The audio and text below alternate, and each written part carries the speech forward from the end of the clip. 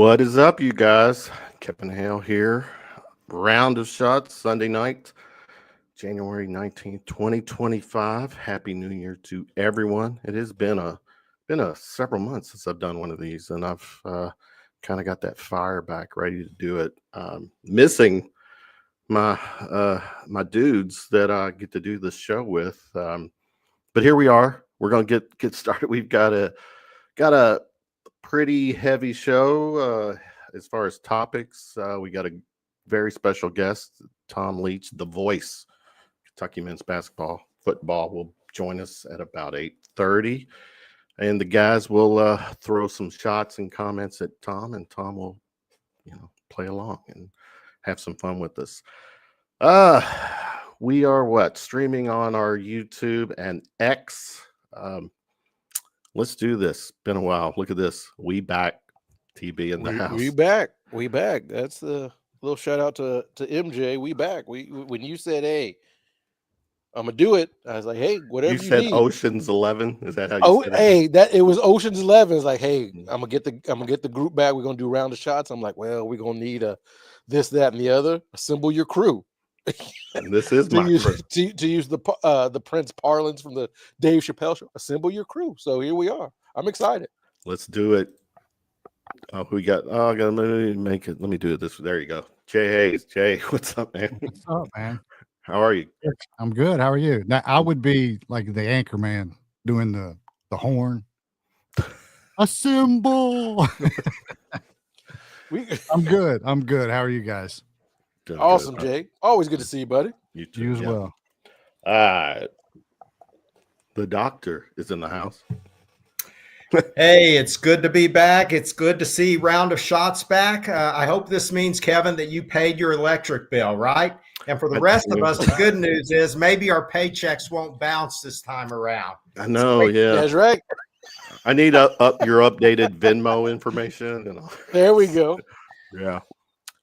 Who we got next? Look at the man with the numbers, the stat man, Corey Price. Corey, what's up, bro?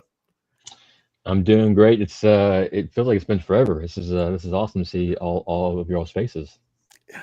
I want to say it was the Sunday after. Well, let me bring on the last person. Dave, what's up, Dave? I hear you. I'm like we never left. It's the best I can do. It was the Sunday night after Coach Pope was introduced. So that was in April, I think. And yeah, here we are. So again, round of shots on this show, for better or for worse, Kentucky basketball. When I say Kentucky basketball, Kentucky men's and women's hoops. We talk Kentucky football. I got to sneak a little Kentucky football in, even though the season's been, it's 2 months old. Only 2. It seems like it's been longer than 2 months, but it's just been 2 months. What we got? Let's get it. Let's get after it. Starting with you, TB. Yeah, because you kind of you have seniority here, I think, with everyone here. You just being nice to me because it's MLK Day tomorrow, so. All right, I want to be nice to you all the time. It just happened that way. It just happened. Yeah. MLK. And make sure you keep me posted when you get back to the Ville so we can hang and do all that good stuff. February, I got a Sweet 16 party coming, man. I'm excited. Wow. I hope your family's doing good, by the way, too. Terry, start with you. The college football playoff championship game. We got Notre Dame, Ohio State tomorrow night. Tomorrow night is in Monday, January 20th. Ohio State is currently an 8.5-point favorite. Who you got? Why you got? I got Ohio State because, number one, I'm glad that these two underdog programs finally get a little shine, because I didn't think that Notre Dame football or Ohio State football, they've been below the radar for 80 years. But I think the best thing to happen to Ohio State was how we all kind of jumped on them after the Michigan game and challenged their toughness. with the flag, and they have come out with a vengeance ever since. So I'm going to go with Ohio State just because they are playing with a huge chip on their shoulder. Jay, what say you? I'm going to fall in line, Ohio State. Only, really, I mean, I'm not a fan, but I did pick them to win it all this year. So I would like to be right on one thing in 2025. So that would start the year off good. So yeah, but I picked either Texas or Ohio State, and it turned out that they played one another to go to the championship. So I got Ohio State. Doc, who you got? Why you got? This is a tough one. You've got one of the most obnoxious fan bases in the country versus one of the most arrogant fan bases in the country. I wish this were a game in which nobody could win. But having said that, I think the Buckeyes are a little bit too tough, super strong on defense. I think it's going to take a lot of turnovers for Notre Dame to even have a chance. The final score will probably be a little bit closer than the game itself. I'll say Ohio State 24, Notre Dame 17. Okay. So by the spread, Notre Dame will at least cover. Terry, give me a point total or score. What do you think? I think Ohio State by 10. And so I'm going to go 38-28, just to throw that out there. Jay, what was your score? I'm going to say it's a blowout. Ohio State by 3 or more touchdowns. Yeah. Oh, wow. Jeez. Yeah. Okay. All right. Who we got? Corey, what's your predictions? What do you think? I mean, on paper, it's pretty clear who's the better team.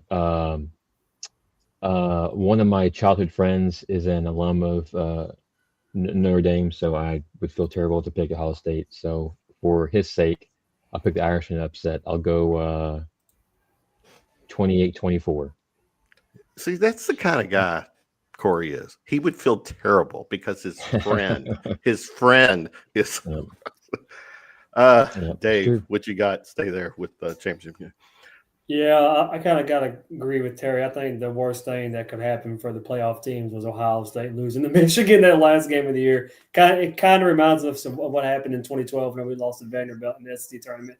Just kind of ran rough shot, through that. So I think Ohio State covers. I think it's pretty bad. I think it's something like 41-20. Oh, geez. Okay. Oh, wow. Yeah. All right. I hear you. Staying with the college football playoffs, Terry, one of the things that came out of the whole narrative was seeding. Just the way, some teams matched up in the second after the quarterfinal. It's first year, first playoff with 12 teams. If you were running the show, anything you would change? I think you tinker with those second round matchups, the teams that got to bye the first rounds. Hello, Oregon. You've had a great season. Here's a ticked off Ohio State team. So I think they might change that a little bit. But other than that, this is what we wanted, right? We've got a lot of teams that have the opportunity to play and win. So I'm all for it. Jay, what you got if you're running the show? I'm the same way. But the argument for me was, if you want to be there, you want your team there, then win the games on your schedule. That was the end of the argument. But what Terry is saying is, we wanted to see a little better in that second. So yeah, I'm with it. Oh, and by the way, $1 million mullet for Doc. That is beautiful. Let's get us a wave or something. Yeah, let's see. Nice. It took Jay 10 minutes to start commenting on my appearance. I'm just saying it's beautiful. It's Jay $1 million Hayes. mullet. I love it. Doc, it's you. If you're running the show, what you got? Yeah, from a fan standpoint, you always want to see good games, but it's an age-old question of, are you rewarding these teams for their performance during the season, or are you actually seeing the teams according to what you think they're going to do right at that particular time? Until they're able to solve that question, you're always going to have this dilemma. It's fine the way it is, but if they changed it, I wouldn't be jumping up and down. I'm not dying on that hill either way. Now, remind me, Corey, you would know this. Wasn't seedings actually based on like if you won your like the Power Five? Didn't they seed them based on conference, or did they seed them Yes. from really one? Okay. So if Mr. Price is the commissioner of the next college football playoff, what would you do different? I would definitely change the seating. I have no problem with the conference champions getting in, but once you have the 12 teams that are in, I would rank them. I would seed them based on their actual rank. So, like, I think I believe Boise State got got a 4. I think. Yeah. Is that right? They had no business being ranked 4. So once you have the 12, rank them, seed them based on actual rank. With you, Dave. Finish that. Yeah, I think I have a hard time with the way it went this year solely because it's like Indiana, for example. I mean, they was world beaters until they finally, ran into a really good team, and got their butt kicked, right? So I think they really need to find a way. It's going to take a while to differentiate the difference between the records and who they played all year, kind of how they do it with the net rankings and everything with basketball. And I think also another part of it is there's always really 4 really good teams throughout the season anyway. So no matter what that seeding is, those really good 4 teams are going to be there at the end. So we'll see. I mean, we get more playoff football, so I'm happy either way. Staying with college. Go ahead. Go I would say the issue is the way the men's and women's basketball tournament works. You have like 30 games of data to use to seed and all that. Yeah. You don't get that with football. There's not a lot of non-conference, so it really is just kind of plucking who you think. I do agree with Corey. Maybe Boise State was too high, so there's a little bit of that, right? Because there's not a lot of intra-conference data to try to build a playoff with. Yeah. So it's a lot of guessing on the football side. Staying with college football, let's quickly talk Kentucky football, Terry. Not the best of seasons in some ways, without being sounding too negative. It was a season that we regressed a lot. At the end of the season, we lost quite a few players transferring out. What was your summation of the season? Oh, it's a D, if that, right? I just think that we're at that point now. I think they've done pretty good in the transfer portal, but I think most of Big Blue Nation, like, we got to see it, right? Like, you showed us against Ole Miss, you showed us against Georgia, and then we basically pooped the bed the rest of the season. So all these rankings are good. There's going to be a lot of uplifting nuggets through the offseason. But I think a lot of folks are like, we got to show me at this point. Hey, Ann, good to see you. Thanks for hanging with us tonight. Michelle, Maria, just name a few.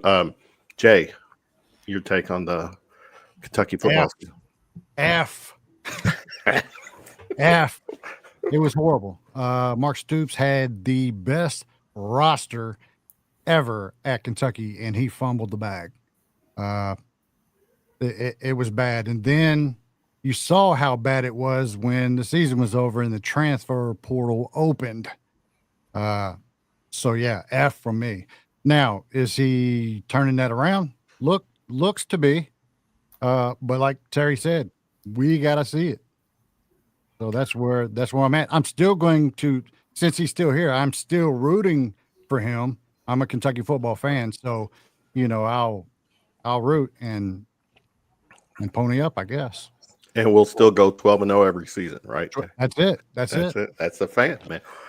Doc, what was your take on the season?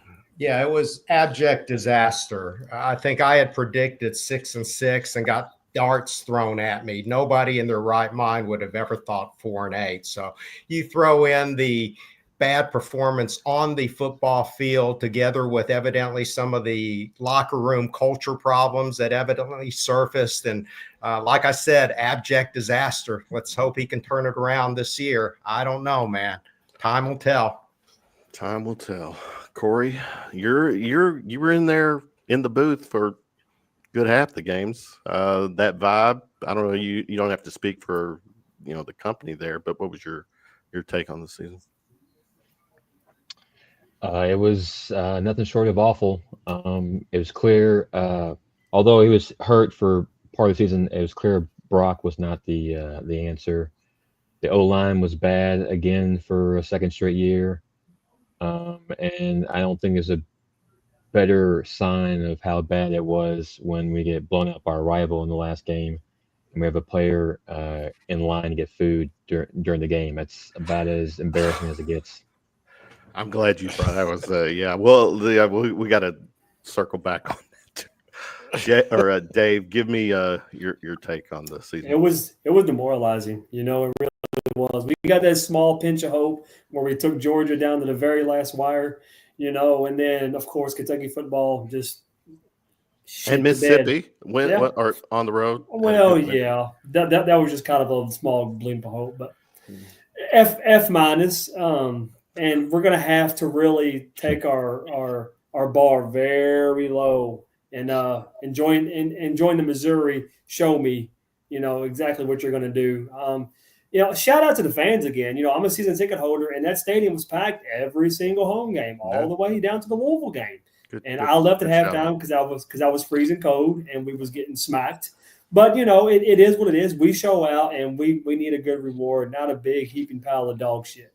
So, Terry, who was it? Corey touched on the player. There's definitely was some type of disconnect with the players and the staff, which to see that the player at the concession stand and all that, that was very alarming. And then obviously the amount of players who bailed or transferred out. So the thing is, you can't define what your program is about in year 12 or 13. That feels like you're missing the plot. And so, like, if we are going to get beat, as a sports fan, I'm okay with my team losing. It sucks, but I'm okay with it. Did you do the best you could? Blah, blah, blah, blah, blah. The problem with this Kentucky team over the last 3 or 4 years is there are bonehead penalties, right? The Louisville game, I love throwing L's down, but when it's 20-3 or whatever it was, that's not the time to throw L's down. Yeah. And so there feels a disconnect between what the coaches are doing. I want Stoops to turn it around, but like I said, it was a bad look with the undisciplined penalties. I've talked about most college football teams. I think it was Dave that said, you've got 4 great teams every year, right? And then you've got maybe 20 bad teams every year. Everybody else is playing with the margins. Kentucky football doesn't have the margins built in to overcome stupid penalties, to overcome undisciplined play. And so my thing is, why are we at year 12 or 13 and we're still dealing with that stuff? And it starts with the top. You getting paid, as Jay points out, like, hey, he getting $9 million a year. I shouldn't be seeing this undisciplined play. That's my thing. Jay, anything to add to that? Well, I think that he heard people and he saw it himself. So we saw a very big change. So that really is hopeful. I mean, we saw some players leave that we didn't want to maybe, but sometimes you have to do those things and hopefully it does get righted. So, but and the kid at the concession stand, I can't speak on it. I can't hate on that kid because I don't know what he got. Did he get nachos? Then yeah, that's horrible. But if he got like 2 hot dogs and some Sour Patch Kids, then and a Coke, I mean, like, really, let's talk about it. And he's spending NIL money back to Kroger Field. So is it that bad? Really? I love you, Jay. But I love Jay. I will say, I think really, and believe me, I was on Stoops' butt. Fire Stoops. I'm still kind of there. It's time. Hey, it's time for a new voice. But this is the thing. He has shown in this little bit of time since the end of the season that he is trying to do something different with the moves. Looks pretty good in the portal. My opinion is he upgraded in the wide receiver room. Upgraded. Oh. Yeah. Okay. Then we're seeing the pieces that we griped about, the O line, some of the D line. We're seeing those we're seeing that he is getting those pieces. So this is the year right here, I believe, to say yay or nay, you got to go. Is it, what year will this be? 13? 14? 13? 13. I think it'll be 13. Doc, stay with you, or stay with that same. Here's the thing. The irony is that during Stoops' earlier years, or during his heyday run, he always prided himself on being tough-nosed, hard-nosed, culture in the locker room kind of guy. So you have to kind of ask, what happened in the last 2 or 3 years to make things do a complete 180? Right. And obviously, the biggest change in all of this has to be the NIL transfer portal coming into play. You have to point your finger at that. I know I'm not a big NIL guy. I've been accused of putting out old man tweets in regard to how things were better in the good old days, but it is different. And Stoops, he's an old man. He's having trouble adjusting to this new culture, this new era. Whether he's going to be able to do it, like I said, I don't know. We'll just have to wait and see. To me, 12 years is a long time to be coaching in the SEC. Whatever happens, I'll support him. But to me, it's like a bag of potato chips. It doesn't matter how good they are, whether they're Lay's, whatever brand, they get stale after a period of time. It may just be time for a change because of the staleness that has crept into the program. There are ways to seal that bag. I digress. They'll never be like they were out of the bag, fresh, stale. Corey, anything to add there?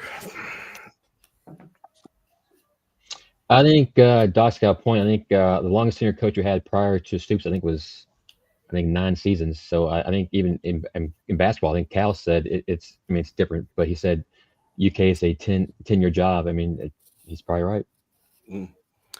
Dave, finish that thought.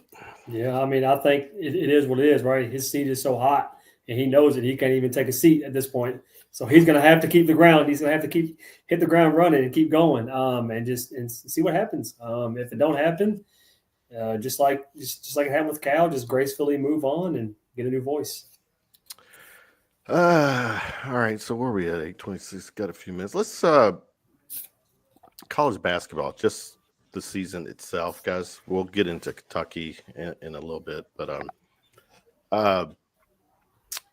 college men's basketball. Who are right now, Terry, your top 4 teams? Leave Kentucky out of it. Leave Kentucky out. Oh man, that's you caught me off guard. It's because I don't watch a lot of basketball that's not Kentucky. Because college basketball has become almost, to me, an unwatchable product because of the officiating and things like that. Like it's just not. It's not like it was, right? Like there's no way a college basketball game should be 2.5 hours. We've had a couple of those. We've got college basketball longer than the Super Bowl. Like, what are we doing? Right. So I don't watch a whole lot. So I can't quote who are the top 4 teams, not Kentucky, right now. Okay. Well, Jay, have you been watching? I watched 7. I would say I got a surprise too. I would put St. John's in there. Really? Yeah. But I would say Auburn, of course, Duke, of course. Maybe it's hard to say, but I would have to put Kentucky in there too. Well, I would say outside, leave Kentucky out. But okay, no. And if we don't have, might want to put that same Final Four Alabama in there. Yeah, I mean, I think so. Doc, who you got? your Yeah, top four? I would probably throw Iowa State in there. Michigan Yeah. State looked awfully good today also, but SEC is just so strong. My focus has been on the conference, and I wouldn't have any qualms about putting 4 of the top teams as 4 SEC teams either. Definitely Auburn. You throw in Jonah Broom, and they're definitely number one. Without him, it's a little bit more iffy. Tennessee slumping a little bit. They're going through this January slump, so to speak. But athlete-wise, I mean, they've got what it takes. It's going to be the proverbial war the rest of the year in the conference. Corey, you're 4. I would go Auburn, Iowa State, Alabama, and Duke. Okay. Dave, what you got? Yeah, that's pretty much it. Okay. Auburn, Iowa State, Duke, and Alabama. So that's what I think is top 4. I'm not allowed to Iowa root for State's Iowa good, but State. I think they're going to. I think they're going to fold. Who? Iowa State? Yeah, They just good. got beat by West Virginia. Yeah, They did? I think they're going to fold. Okay. Iowa State is the little brother. Iowa State is the Louisville of Iowa. So let you all know that. When I moved here, I asked my wife, Iowa State, who would you rock with? She's like, Hawks. I'm like, great. So Iowa State is the little brother of Iowa. FYI. I think Doc said it to Michigan State. Watch out for them. Okay. All right. We're about at the 8:30 mark. Let's do this with great pleasure, privilege, honor. The voice of Kentucky men's basketball football, Mr. Tom Leach. Tom, how are you, sir? I am well, if you can hear me. Loud and clear, brother. Hey, great. Like you're on the radio, Mr. Leach. It's always a triumph when technology actually works. I got to give a shout out to my man Corey for helping get the ball rolling with Mr. Leach tonight. Put a little something extra in his pay envelope. Yeah, there you go. I appreciate you, Corey. Yeah. Tom, again, good to have you on. This is my first show of 2025, and it's my first time doing a segment like this. It's complete ripoff of PTI's 5 good minutes. I've got shots with the guest, Tom Leach. We got about 10 minutes with him. Each of the guys on the round table will throw a question, comment, speak freely, yes or no, whatever you can say or want to say. Terry? So we're looking for 5 good minutes and 5 not half bad? Half, yeah, there you go. 5, yeah. Or 5 good, not so good. So, Terry, let me do this. Let's get the man of the hour on. Terry, roll with it. Go. Mr. Leach, you've been through a lot of different coaching changes and felt a lot of different auras as they're sidelined. From our perspective, Mark Pope is hitting all the right notes. Is that what you're seeing on your end as far as how he, not so much on the court, but the off the court stuff? From the moment he got off the bus in Rupp Arena, he's been knocking it out of the park. And, it was, at a point where you wondered if it could keep going once the season started, because you're not going to win them all. And they haven't, but I think he is getting thumbs up from everybody right now. And it's the energy that's back in Rupp Arena has been tremendous to feel. John can speak to that, I'm sure. I don't know how many times the rest of you have been there, but I'm sure John's been there on a pretty regular basis. That it feels like some of the good old days. Sorry, Jay, you're up. Go. What's the biggest thing to prepare for a basketball game when you're preparing to call one? I guess one of the most important things is getting the pronunciation correct of the other teams. I put it down phonetically on a board that I keep score on, and then just putting the board together for the other team. I know Kentucky, obviously, and you prepare a lot of notes, but you never know if how many of them you'll be able to work into a broadcast depending on how the storyline of the game goes. So just getting all the names on the board and getting the spelling, or not the spelling, but the pronunciation correct. So that's probably the first big chore. That's kind of where the week or the prep starts. Is it safe to say that if you keep referring to a guy by his number, then you don't have his pronunciation? Well, It hadn't happened yet. Okay. So there's an old and- story from back in the days when Kentucky would play the Czechoslovakian national team or the Soviet national team. Yeah. And Ralph Hacker was doing the games with Kay Wood, and Ralph was going through the pronunciations, and Kay Wood leaned over and said, "Ralph, don't worry about it. Their mamas and daddies aren't listening anyway." Well, today their mamas and daddies could be listening. They can, yeah. So we Kay Wood obviously got them all correct as well, but it was just where'd he go? I think Tom, where'd you go? Let me see. He somehow got this. Terry, you became the front and center now. I'm waiting on Tom to get back. Tom, hey everybody. You be the voice right now. Where's Tom? Come on, Tom. Anyways, Terry, pretend. Let me go back to live radio, live stuff. All right. I guess it was only 3 good minutes actually. But that'll do it. That's all it takes. That's all us men ask for, right? Please, ladies in the chat, keep your comments to yourself. But one thing I asked Tom a long time ago was, he's a fan. How do you, as a fan, stay level-headed during those big moments, right? Like, how do you stay calm? That was when Aaron Harrison hits a 3. How do you stay calm, during those? Because if you're a fan, I'm losing my stuff. But Tom is always like, yeah, but he's like, wow, that's great.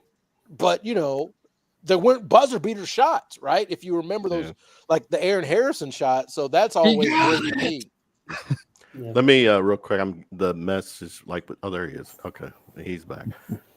Live radio or live show. Sorry about that. You're good. All good. Terry was he was auditioning for your job. I guess that's probably why you no. Doc. The doc is in the house. What you got for us? Yeah, Tom, were your ears burning? We were talking about you in your absence right there. I can still hear you. You just couldn't see me. Oh, Lord, we're in trouble. But you are absolutely right. The passion, the excitement is back in Rupp Arena. The one big difference between you and I is that you're down on the floor. I'm up there in the rafters, but I can assure you the excitement level is throughout that arena. And I'll kind of piggyback on Terry's question that he kind of brought up in your absence. We're part of the peanut gallery. We have a little bit more freedom to express ourselves on our different platform. You're the voice of the Wildcats. How do you manage to kind of keep your cool during all this time, striking that balance between saying what you really think versus knowing that you've got to toe the party line sometimes? You're talking about during a broadcast? Yeah, during a broadcast, even afterwards, interviews. It's easy to get emotional as a fan. You're always so professional, level-headed. Have you ever said anything that you later regretted in any way, shape, or form? Not regretted. There's things you wish you could say differently. There's not any particular party line that was with Haywood or Ralph, Mark Pope. Doesn't. There's no guidelines, Stoops, same way. Kaywood always told me that it's okay for people to know that if you're the voice of a particular team, that it's okay for people to know you're rooting for that team to do well if you're with them day in and day out, as opposed to somebody who's coming in from, Westwood One Radio to do a broadcast nationally that's going to be more down the middle. So, I'm definitely Goose and I are hoping the Wildcats win, Pick and I in football as well. But you also are there to do the job. Back in the days when I got started doing high school games, I would get a little too excited to the point where the listener couldn't really understand fully what was going on. So you have to use your voice in a way to create the excitement to a certain level.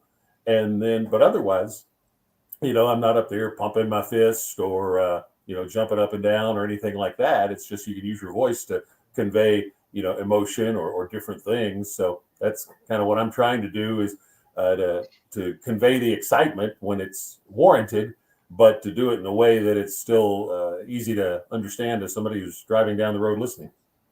This is not my official question, but I got a real quick ask. Tell me, you and Goose get to have ice cream during the game? No, I guess somebody told me, Goose, when they brought the ice cream to Jay and to Dan on Saturday, that they do it all the time. Waiting for ice cream too. I'm pretty much talking a lot, so I don't have a chance to have the ice cream during the game. I hear that it's really good, but I'm never getting a chance to go up there and find out. But that is Jay certainly loves it. Word on the street. Corey, what you got for your guy? So I've heard you got a new stats guy for football. It's been a few years. How much of a headache has it been working with that stats guy? I mean, he's got to be rough. Everybody has their obstacles to overcome in life. You just do the best you can. That's right. Corey's done a great job. The guy he followed was a guy named Bob Livesey, who retired from it. He had actually kept stats for Kaywood back in the day, and then came back to help me out. Prior to Bob was a guy named Patrick Whitmer, who's the voice of Rupp Arena. And Patrick was my stat guy for a while. And then before him was a guy named Harold Browning, who was Ralph Hacker's cousin and had done that job for Ralph, and then stayed on with me until he sadly passed much too soon. So I've been fortunate to have a good string of very good guys with numbers. Yeah, Corey, he's a good guy, isn't he? Dave, what you got for? Yeah, Mr. Leach, how you doing? So I have been very lucky to at least attend one game this year. That was a Lipscomb game. Obviously a blowout, thank goodness, like you would expect. But can you kind of compare to the way the atmosphere has been? I know it's really easy to buy into Pope, especially after it was all said and done. He was hired and big extravaganza and everything with the press conference. But can you kind of talk to the difference in the atmosphere in Pope's early success compared to maybe Calipari in his first few years, his success as far as the atmosphere goes in the arena? The atmosphere was outstanding when Cal got here as well. And I say got here, it takes probably the signature win to really light the fire. And there was that big North Carolina win in December of 2009 for Kentucky and Rupp Arena, and John Wall led team.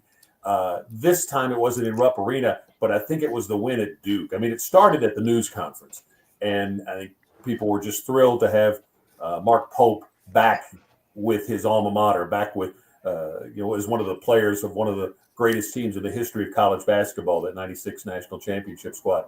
And so that created excitement. All those guys that got off the bus with him, former teammates and other Wildcat legends. But it takes that big win to really, light the fire. And I think the Duke win did that in the Champions Classic, where Kentucky hadn't had much success for a while, hadn't had much success against Duke for a while. And to get that win kind of, I think, really ignited the fan base, and the expectations bar was jacked up several notches. And that's the norm for Kentucky basketball. So that kind of reset everything, and then they've continued to play well, have other big wins, and so now it's just living and dying with every game.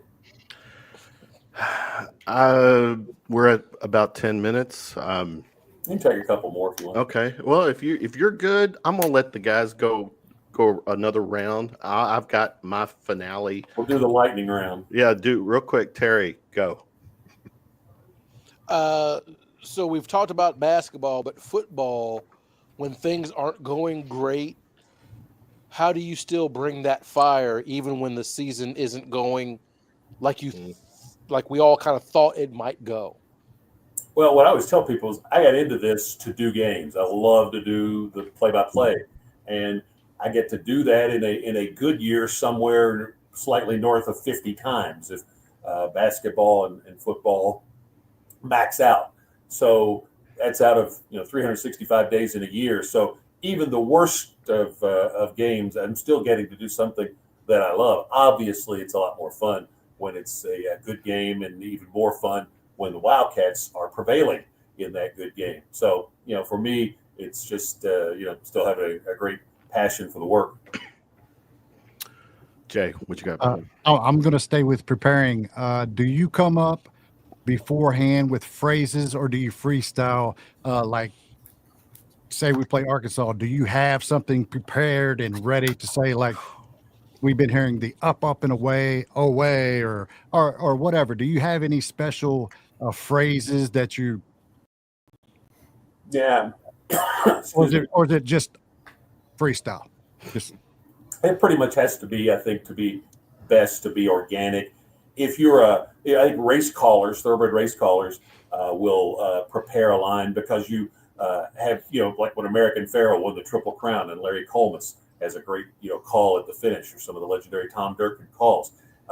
You know the moment that you're looking for. In a sporting event, you don't know who's going to make the shot or score the touchdown or how they're going to do it. That could be the most meaningful element of your broadcast. The only time I gave a little thought to something I would like to say was the national championship game, because that's going to live on forever, whether it's good, mediocre, or bad. It's going to get replayed a lot if the team you're following happens to win the championship, as Kentucky did. So, I thought about it during the day a few times, and nothing really caught my attention until halftime, and walking back to the table, and kind of came up with about just counting down to the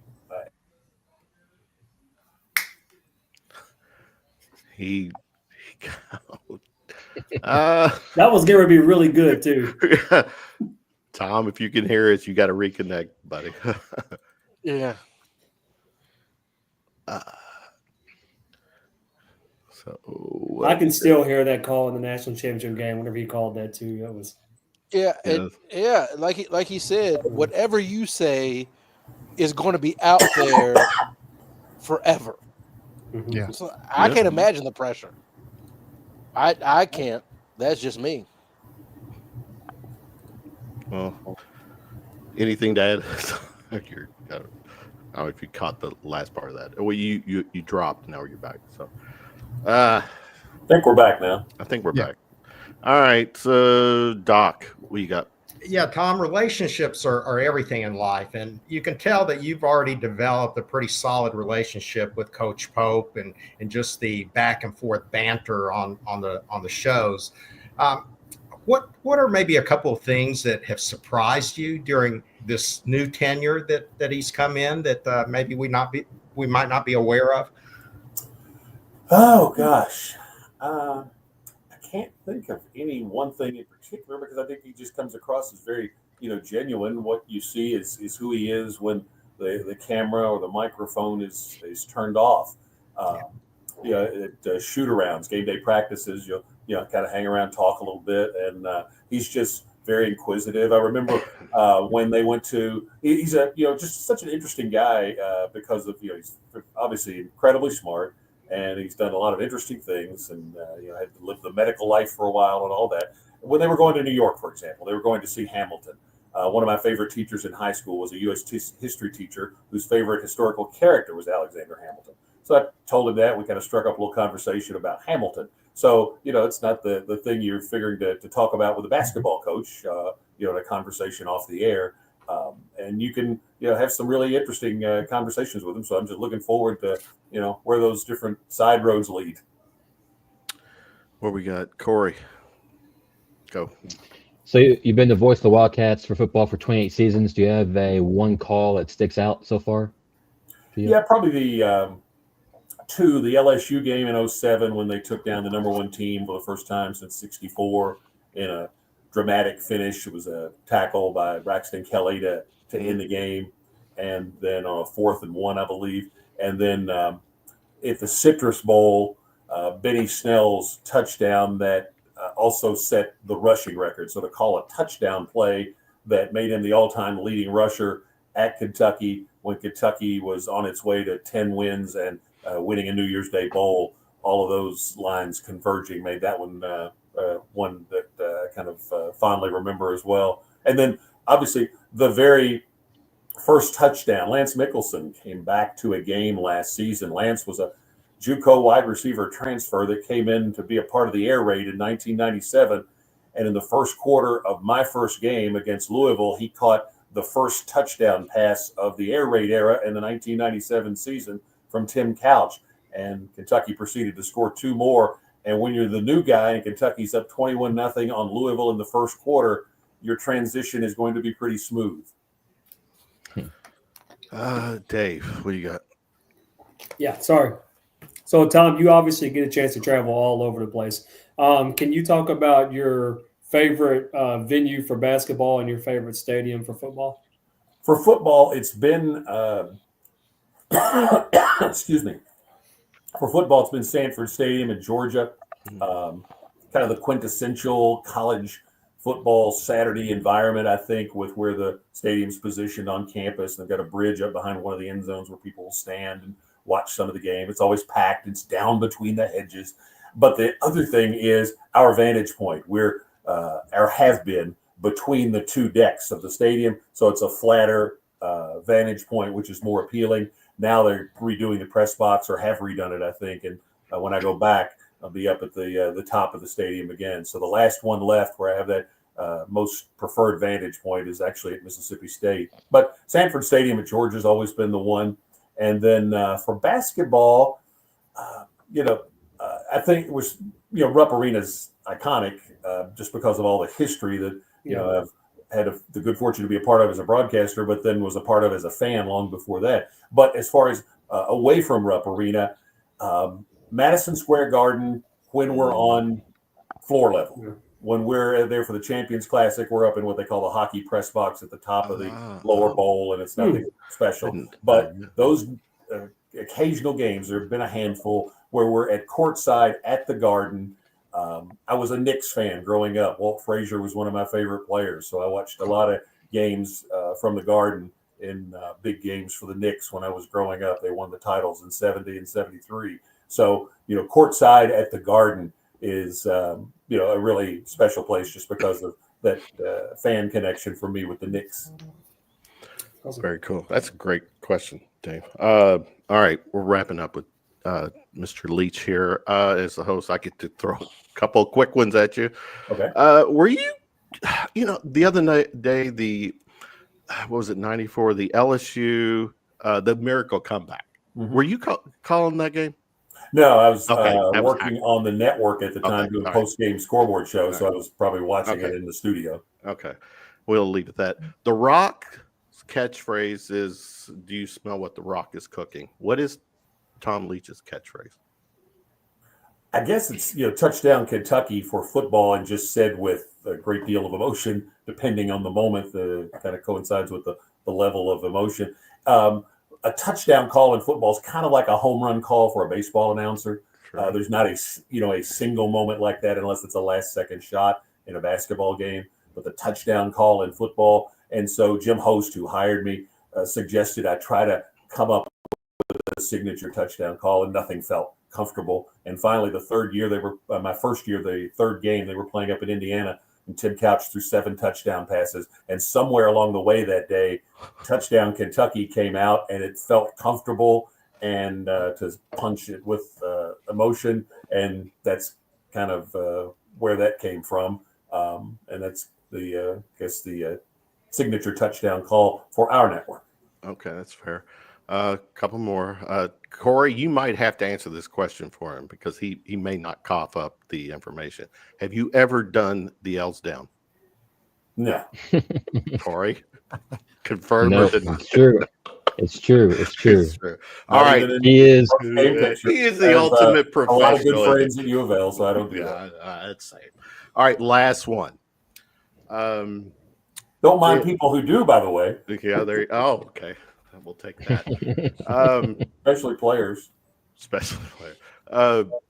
You called Coach Pitino's first game back in Rupp with the University of Louisville, but there was when time he left, with the program trending up.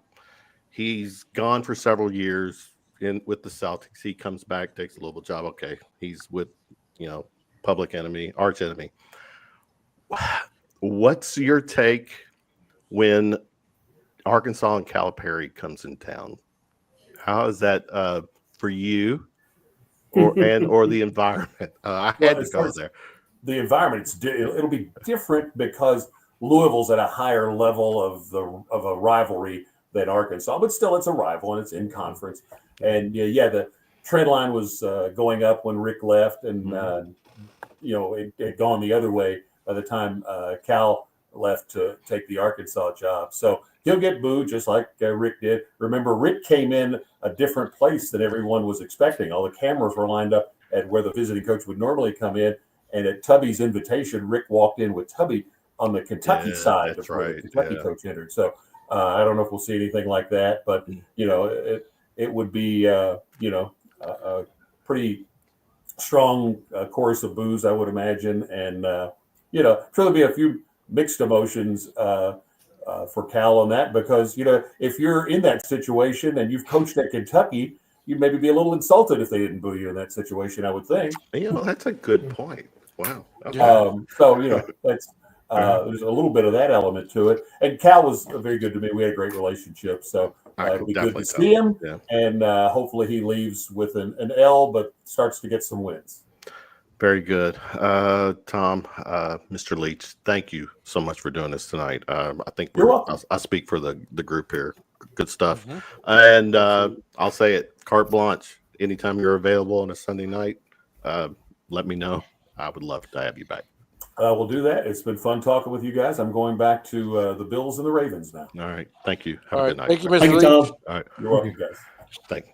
Thank you. Voice. Oh my goodness. That was exciting, bro. Yeah. Yeah, he's a professional's professional, isn't he? If we could all be like Tom Leach. Yeah. I wanted Tom to be like, "Oh, they're gonna boo that son of a bitch." It wasn't gonna go. Now let's stay with Kentucky basketball. Everybody, how much time? Y'all on a hard stop at 9? Can we go a little past 9? Man, I'm on your time. So do what you do. Yeah, I'm like Tom. I'd like to get to this Ravens Bills game too. We'll see the end of that. All right. Well, I'll keep it short.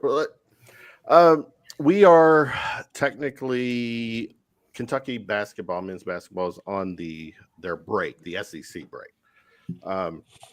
Terry, heading into the season, based on maybe October, your expectations, have they met them, exceeded them? What do you, I don't know, it's so dumb to grade, but what has been give me your take on the Cats as of now?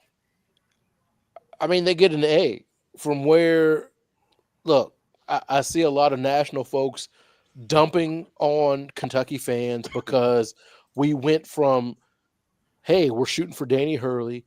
Hey, we're shooting for Scott Drew. But instead, we got Mark Pope. And I think there was that 24 to 48 hours where we were all like, what? And my biggest thing with Pope was like, I was in school with this guy, and in my mind, the coach of Kentucky basketball is an old person. He can't be the coach of Kentucky basketball because he's not an old person, because we were at school at the same time. And then my lovely wife was like, you're an old person. So I'm like, okay. But from the time he got off the bus to now, you have to go with an A. I kind of push back on people like, oh, he gets it. But I'm like, he does get it, right? Yeah. And I know they lost to Alabama. Alabama's a top 5 team. But for my money, we're right there in the mix. And I know some people will say, oh, you are just okay with mediocrity. No. Kentucky being in the mix for a national championship, that's what makes us special. Do we win it every year? No. But are we in the mix more often than not? Yes, right? And so I'm looking, and at this point, you beat Duke, you beat Louisville, which is always a good thing. But you have these wins, there are going to be some losses. But for my money, Coach Pope has got us in the right direction. that's where I am on this. I like that. Jay, what you got, Mark? Yeah, a real Catholic and a Mormon Pope walk into a bar. Stop me if you heard this one. I was uncertain. I didn't know because we were going by resume, and I had a guest on my podcast a while back who gave, and I brought that up, and they are on this podcast tonight, and they gave me the best answer. Now I can't remember word for word, but Doc, the good Doc there said, is there a resume good enough for Kentucky? And there was more to it, but that really stuck with me. And then it kind of made me look at it a little different. And, I was like, you know what? I'm rooting for this guy to write his history at Kentucky. He is a Kentucky guy. So I'm rooting, man. And I think he has exceeded expectations. Now, I talk about the games and there is some concern, but and fans have drank the Kool-Aid and they're like, well, we didn't expect much because he had to do this. No, it's banners or bust every year. It's Kentucky. Plus, Coach Pope said, I understand the assignment. He knows that. So I'm if he won one game in the tournament, I'm okay with that. One more. I'm okay with that. I'm glad that Kentucky fans are back to talking about the game instead of saying fire the coach. That's a damn good they didn't want to talk about the games with the former coach. They had no basketball takes. Is Calipari missed 20 shots. Get rid of it. Yeah. And now they're back to talking about games. So I'm really excited. I just wish BBN would quit tweeting Arkansas podcasts, quit tweeting Arkansas pages. We're going to talk about that. Cal. Yeah. We have a new coach. I don't like that. Yeah. It's lame. Yeah. Doc, same.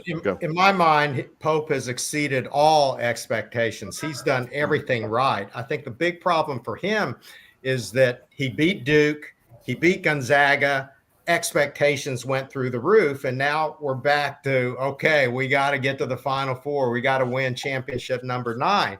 If you really look at it from the beginning of the season when he was first hired, everybody should be tickled to death at the results right now. I mean, the excitement that's been regenerated, the passion in the fan base. You know what I look forward to most of all right now? The play they run after a timeout. Can you imagine how much excitement that is? It's always something. It's always something good, efficient, effective, and we got it with Pope. I don't know. I knock on wood, but even if they lost the rest of their games this season, I think I would still be happy with the way that the direction the program has gone. No, you can't lose. I know he said his job is to win every single ball game, and I believe him because if you could see his frowny face when he came on after that game, he doesn't like losing. Yes. It hurt him. It hurt him more than it hurt any of us here on this panel. And as a fan, you want to see that. You want to see your coach hurting. You want to see that Dan Campbell crying after a devastating loss like that. He gets it. He's one of our own, Corey. What's your take on the season so far, brother? A++, if that's even possible. How he's handled the fans has been nothing short of astounding. Since day one in April, he was being driven up to Rupp, and he got out of the car to meet and greet some fans. Of course, I'm sure we all seen the story of him talking with the man in a wheelchair in Starkville. After his post game with Tom to sign balls for fans, he's we can't ask for much more. And to top it all off, we have a great team. Plays an exciting brand of basketball. Obviously, wish the defense was a little better, but I think our offense will win us most games. That's why I can't give them the A++, any plus after the A. I can't give them because of the defense. And I'll just hope we'll talk about that in a second. Dave, your take so far on this. Yeah, I mean, I don't think it's no secret. I'm gonna peel back a small wound here that I wasn't the most excited guy in the world. Whenever we hired Pope, right? But I mean, yeah, I mean, so my expectations are already surpassed, right? I figured we kind of toed the line, kind of around 500 or around this time of the season. I didn't think that we would be competing for this gauntlet of the SEC at this point. So I'm really happy. We took almost a band of what's that movie, The Replacement? With all the guys just kind of randomly came in and came together. There you go. So we kind of brought in like this band of misfits. Kids who would never ever be chosen by Calipari to play at the University of Kentucky. A complete new team. Yeah. And so they all just found a way to band together under Coach Pope, and they're doing, I mean, fantastic. I mean, like Jay said, if we can just get at least one game in the tournament, that's a success all in its own, right? So yeah, I'm really happy. I can't go A++, like you said, because of the defense, right? But A+. I'll drop a plus. Yeah, I'm gonna. If I can, Kevin, Sure. we need to keep in mind Pope understands the assignment. I think Jay said that. We get that. Mhm. My only problem is the previous coach understood the assignment. The first loss under John Calipari was January of that year. The second loss was February. The third loss was March. I get all the warm and fuzzies. What I'm saying is, Oh, you're saying Cal's first? yes, first year, Yeah. right? Like we keep, like we wait the last four. We don't look at the first five, right? That's fair. My point is, he understands the assignment. He says it. Everybody says it. We love it. It's great. Mm-hmm. What I'm saying is, you got 3 years to get to a Final Four. Why do I say that? Year 3 for Joe B. Hall was a national runner-up. Okay. Okay. I like it. So, and then we don't count what happened with Sutton, all right? Patino, year 4 was a Final Four, and we grade him on a curve because of what he came into, right? Fair. Tubby was a national championship in year 1. Tubby or Cal, we don't count Billy G, right? So with Cal, Billy G is not my coach. lover, right? But year 1, Kentucky was the hottest brand in college basketball. Yeah. With everybody's doing the John Wall dance, right? Year 2 is a Final Four. Yeah. I love Pope. My only concern with Pope being a coach is this is not what we do. North Carolina brings in old players, old assistants. That's their get down. Mm-hmm. That's Duke's get down. My thing was like, we should be better than that because we're Kentucky. We get the best of the best. Right?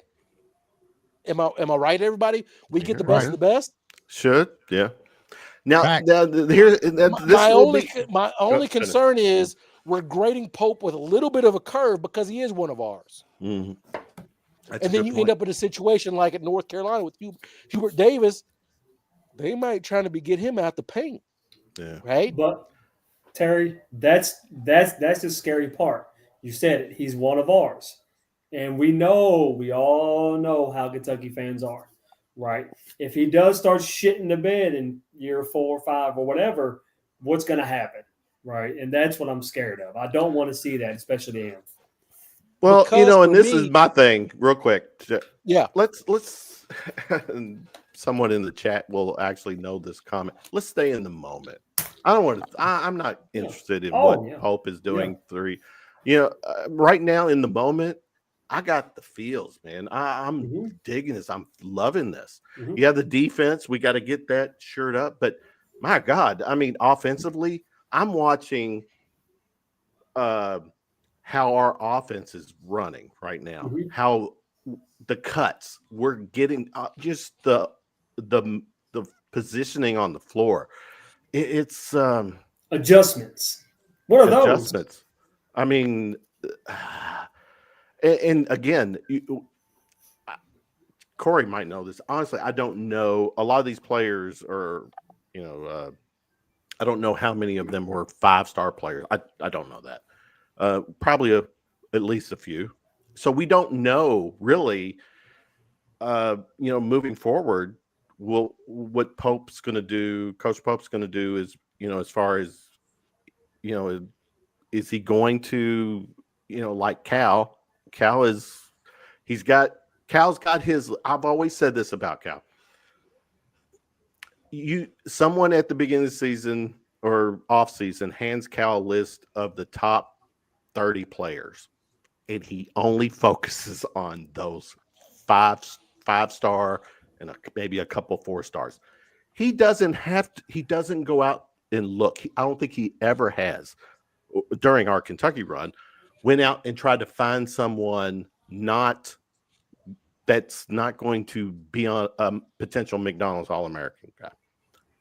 Pope, on the other hand, my thinking is that that's just his style. He's going to find the right players to bring into the program to make a team.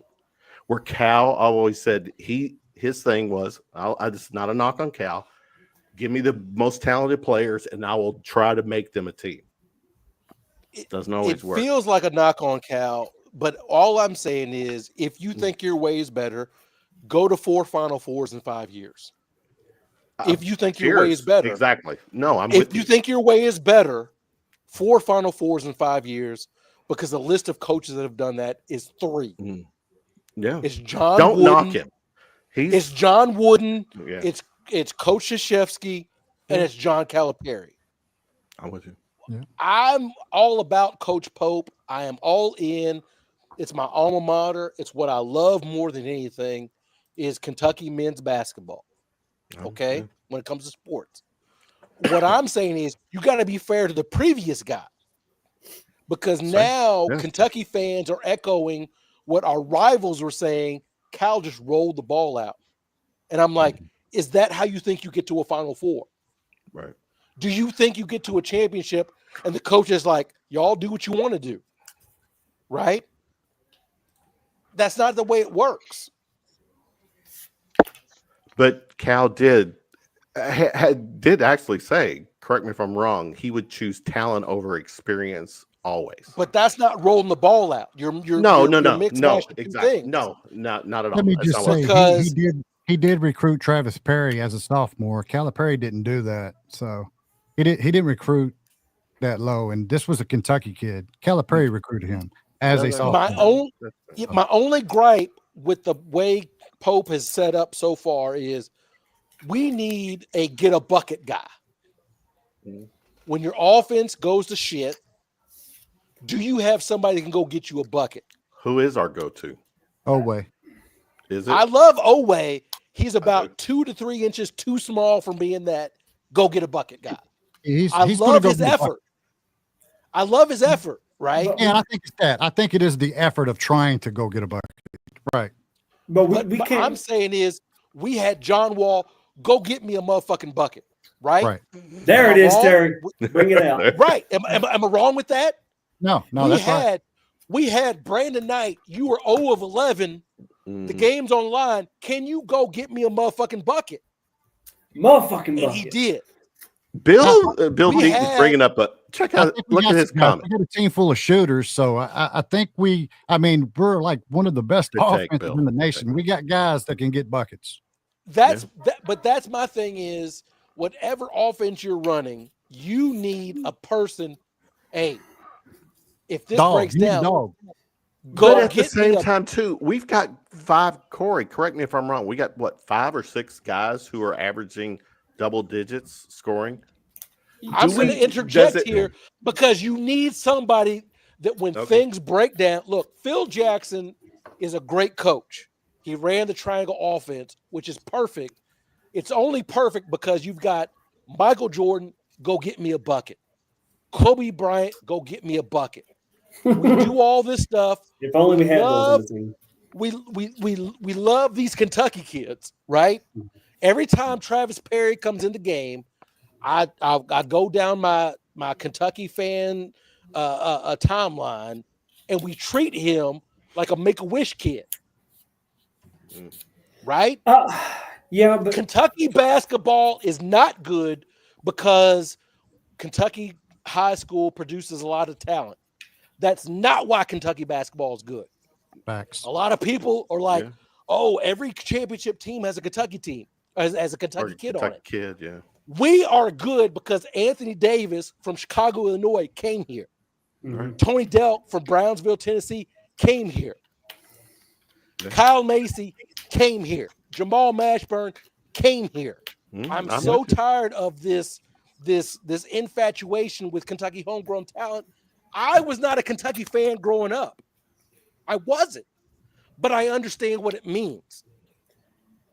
And when people do this thing of like the Kentucky kids mean it more, ain't nobody that's ever put on a Kentucky uniform has it meant more to than Chuck Hayes. Google his last game against Michigan State. That kid cared. Chuck That's Hayes. all I'm saying.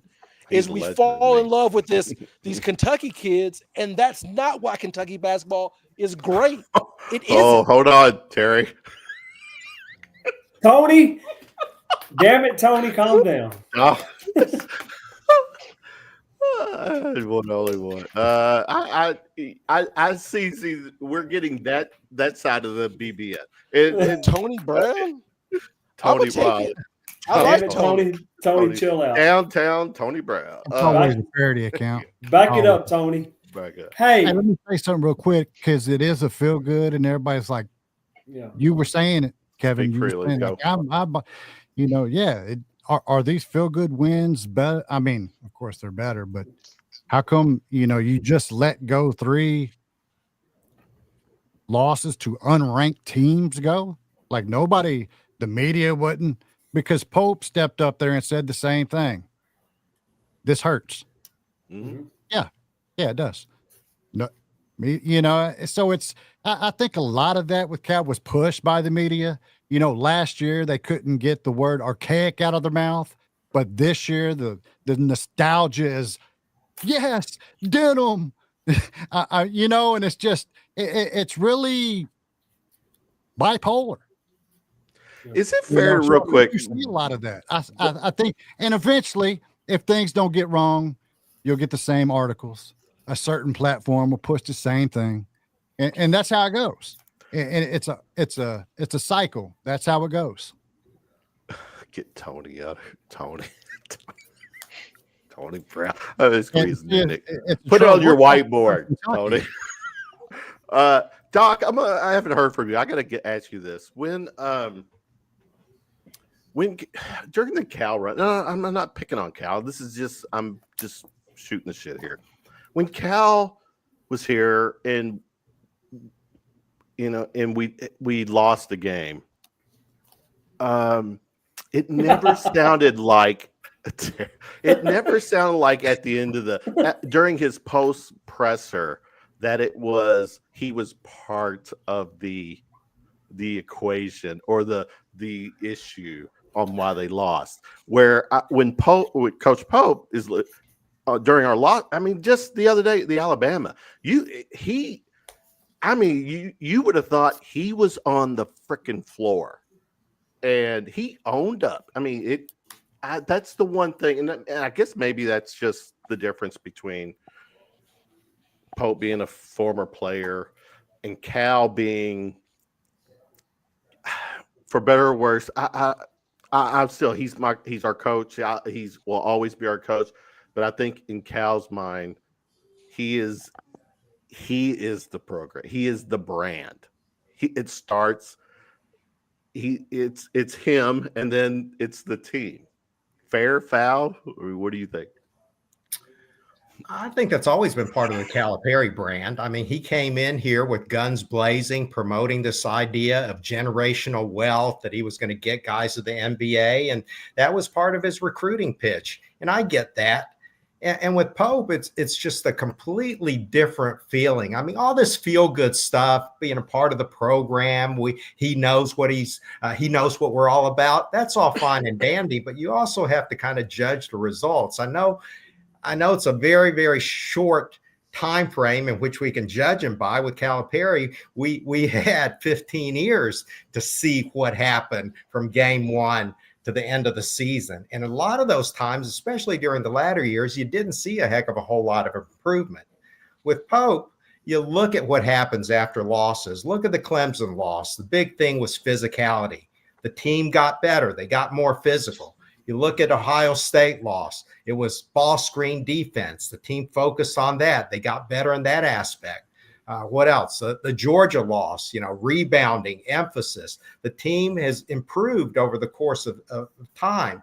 So I think not only does the fact that we see Pope hurting after a particular loss, when the fans can see that he's actually doing something in order to make the team better, this idea of growth, we hear him harping upon, it's actually coming to fruition. Whereas with Calipari, especially during the latter years, I know Tony, you can't discount the first 5 years, but it seemed like that, especially when COVID hit after that period, it was all smoke and mirrors for John Calipari. These are Take the banners down. Take the banners down. I took my daughter, my youngest daughter that wants to go to UK. I took her to the Louisville game. And we looked up and she counted there's 17 banners. John Calipari coached 4 of those teams. If we didn't like what he did, then take them down.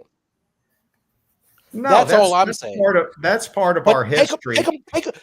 But take them down. If we didn't like what he did. You bring up an excellent point there, actually. We as Kentucky fans, we need to appreciate what John Calipari did during that time. The guy essentially gave 15 years of his life to the program. He was a stalwart in the community. He was always the first to kind of advocate flood relief, tornado relief, whatever. How great would it be if everybody, when he's introduced, and only when he's introduced, gives the guy a standing ovation? That would be an ESPN Sports Center moment, a defining moment of the century, and it would show the class of the Kentucky fans. Once the ball is tipped, boo the heck out of him. But if you gave him a rousing standing ovation at his introduction, I think that would speak volumes for Big Blue Nation. Get Cal emotional. Get Cal emotional before he starts coaching his players. It won't happen. But I know it won't happen, but wouldn't it be great if it did happen? The NCAA tournament is 85 years old. We've only got 17 banners because we say, as Kentucky fans, Final Four or better, or we don't care. Right. Of those 17, he put up 4, and now we are saying the same things that opposing fans said. It's smoke and mirrors. He rolled the ball out. He got it by happenstance. Of course, what's going to happen when you have great players? Okay, then take them down. Wait a minute. Hold on. Is that true? We have 17 banners, just 17 for Final Fours and better. We've only been to 17 Final Fours. Corey, check me. Is it 17? Yes. Is 17. it? So Cal, and he put up more, that's a great fucking stat. He put up more than anybody besides the band 25% building. Basically, 25% of the banners belong to Cal. More than anybody else besides Adolph Rupp himself. And Cal actually played against Negroes. But hear people tell it, that man scammed us for 15 years. My thing is, take him down. Vacate the 2012 title. Vacate it. Hell yeah. Oh, man. Vacate those Final Four. If you don't like them, take them down. I think this is we have found a proponent for the show.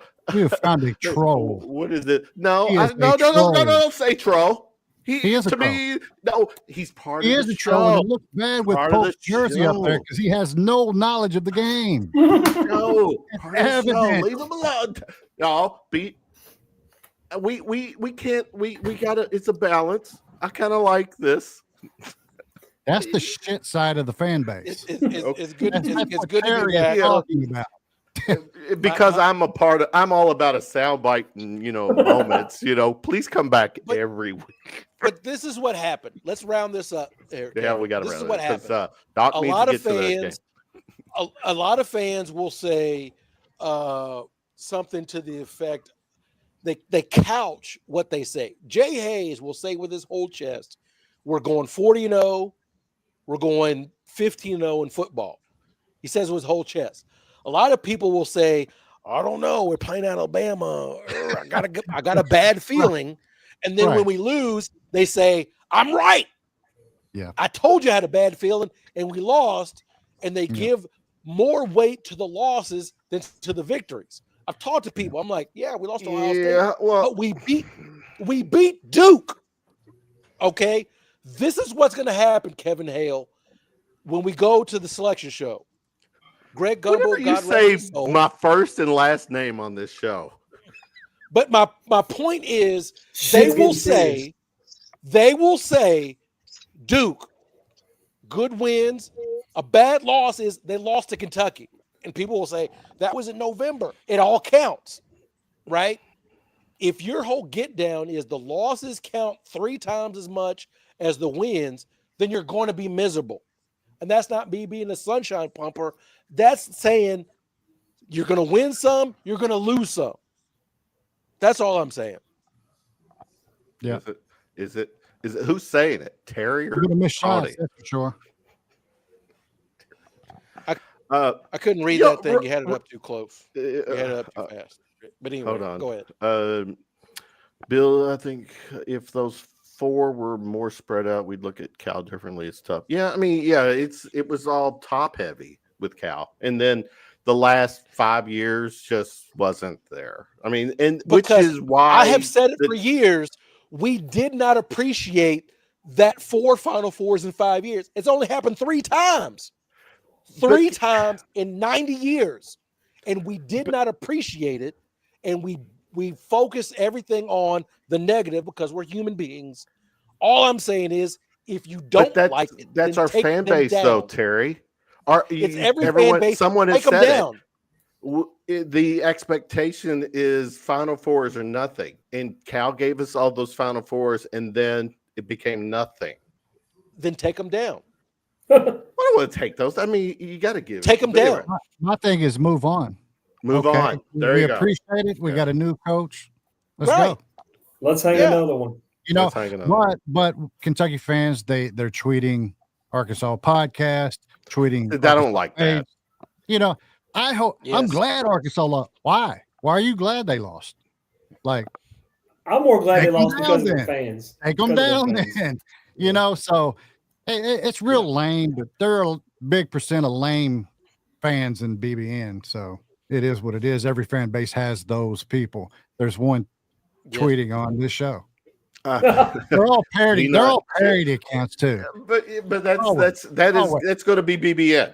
There's the like yin I and said, yang, and Every fan base has those people. as a show host, I'm all for it. I love the feedback. Both. What's your take, real quick, Doc?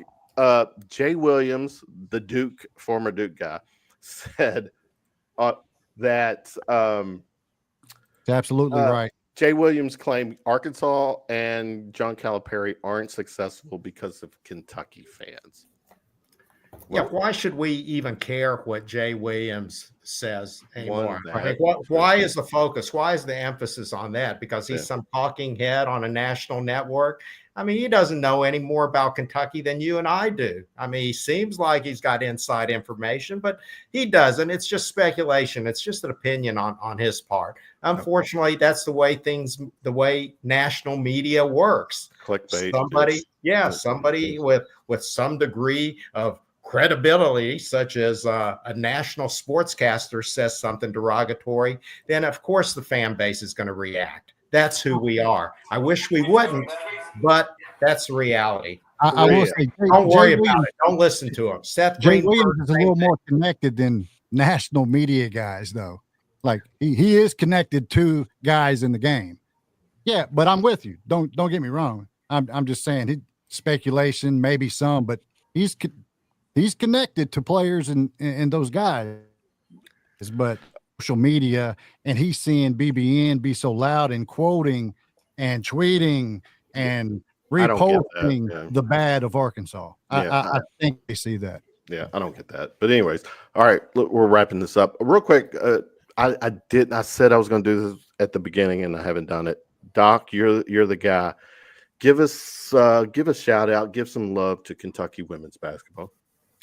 Yeah, fantastic year, Kenny Brooks. I mean, when you look at how the team has progressed from the very beginning of the year until now, you talk about a team that's been making progress. They've always been talented. This Georgia A. Moore, she's a transcendent point guard. Enjoy her while she's playing now, because you're not going to see anybody like her for a long, long time. She and Kenny Brooks go back a long way. They're connected. Brooks said today after the big win that they are a far, far different team than the one that lost, that got blown out at North Carolina earlier this year. Continued improvement, excitement. Their only loss, right? Tough part. Yeah, they're Mm-hmm. 16-1 right now. Only lost to North Carolina on the road, but they've got the meaty part of their schedule coming on. I think 6 of their remaining opponents are nationally ranked. That's going to really be the telling part of the puzzle. Depth is a concern. They've got to make sure that they pace themselves somewhat. They're playing a heck of a whole lot of minutes. And with the physical brand of SEC basketball, you go up against South Carolina, you got to be prepared to take a punch in the mouth. It's fair. All right, let's wrap this up as we do. Final shots of the night. Terry, I'll start with you. Give it to me. Hey, real men watch women's sports. I mean, I'm just going to put it out there. I'm a little biased because Caitlin Clark is from West Des Moines, Iowa, but Doc's right on the money. Like the women's basketball, watch it, love it. It's great. Whether it's unrivaled, the WNBA, or college basketball, it's a great version of basketball. So real men watch women's sports. Jay, what you got, man? I don't have a shot. More of a question to Corey Price. Noticing this year, Kentucky is playing very long games. Is Kentucky playing the longest games in college basketball right now? It's certainly. I don't. Yeah, I don't know if I can find stats. It certainly. Yeah, it certainly feels like it. The Georgia game felt like it took about 6 years. It was terrible. Yeah. Terry, does Tony have? All right, never mind. Doc, Tony, man, my name is Terry. That's a joke. I think that's there. I got you. I got you. Maybe Tony has a whiteboard, and only Tony speaks through the whiteboard. All right, Doc, go. Yeah, mine is something fairly spontaneous. It's off of something that Corey had said earlier. He was talking about all the good things that Mark Pope has done.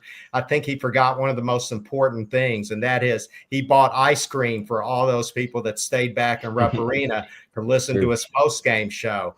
We had breaking news on this show. If I heard correctly, Tom Leach has never had Rupp Arena ice cream. That is a crime. Anybody that's listening, you got to get Tom Leach some Rupp Arena ice cream during the broadcast. I'm going to give a shout out to this round of shots. This freaking panel asked Tom Leach the most important questions. Let me say real quick. I think they should shut the ice cream machine down during games.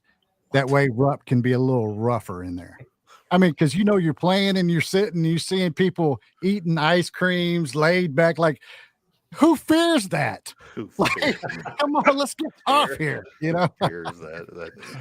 That's good stuff. Corey, what you got for me? Final shot, bro. Just quickly, Baltimore went for 2 and didn't get it, so the Bills are up by 2 with like a minute left. It's just like Terry and Doc said. It's a great time to be a fan. Men's basketball top 10, women's basketball top 15. Gymnastics top 10. They beat Alabama, which is usually year in and year out. Well, the third year in a row, I believe. They beat. Is it? Because I went to the first one. It's I took my girls. Terry or Tony, whoever you are, you really questioning Corey's stats? No, I'm just talking about when I took my girls. It was the first time that we beat Alabama. Sorry, Corey. Go ahead. I'm sorry. Oh. So yeah, it's hard to find a better time than right now to be a Cats fan. Enjoy it. Yeah. Yep. Enjoy it. Yeah. Just be in the moment, but also respect the past is all I'll say. Yeah. Mhm. What you got, Dave? Yeah, I'll say real quick with the ice cream, it does make for a very interesting snackwards cam.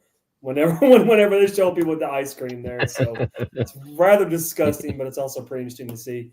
Yeah, I mean, I'm going to piggyback. I've been to 5 games so far this year with the Kentucky women, and I'm telling you, if you haven't even had a chance to be in historic Memorial Coliseum, get there. The renovations are beautiful. The atmosphere is fun. There's not a bad seat in the house. Get there. They play a really fun game, a very fun brand of basketball, and you get a chance to really meet them after the game as well, and they'll take pictures with you and sign autographs. So it's an awesome time. Yeah, definitely get behind these ladies and keep on cheering them on as you would the men, for sure. There you go. Good stuff. It is a good time to be a Kentucky fan. Basketball is exciting. It's fun. Granted, our offense has to score more points than the defense gives up, but it's still fun. We'll take it. Good stuff, guys. Missed you all. Glad that you all made my join me tonight to get this 2025 season going. What? What? Do you know how the girls beer sports lady's doing? I missed her too on this Carrie? show. Yeah, we're gonna get the lady or get Carrie back, and we'll keep doing this. It's just fun stuff. Yeah, she's great. She's great. She drinks beer from Iowa, so there you go. There you go. All right, guys. People in the chat, thanks for hanging with us. We had a couple of new faces. We finally figured out Terry's alter ego and his persona, hidden persona. Tony Brown, Tony. All right. Hey man, you can't be just renaming Negroes on this. It's MLK weekend. You can't just give me another name. Everyone, is my name Toby? Is it Toby Brown? Kentucky men's basketball has the week off. They play Vanderbilt, right, Corey, next Saturday? Correct, I yes. will be back next Sunday. Who joins me? Stay tuned. But thanks for hanging out with us. Appreciate you guys. Go Cats. BBN signing out. Let's go. See you.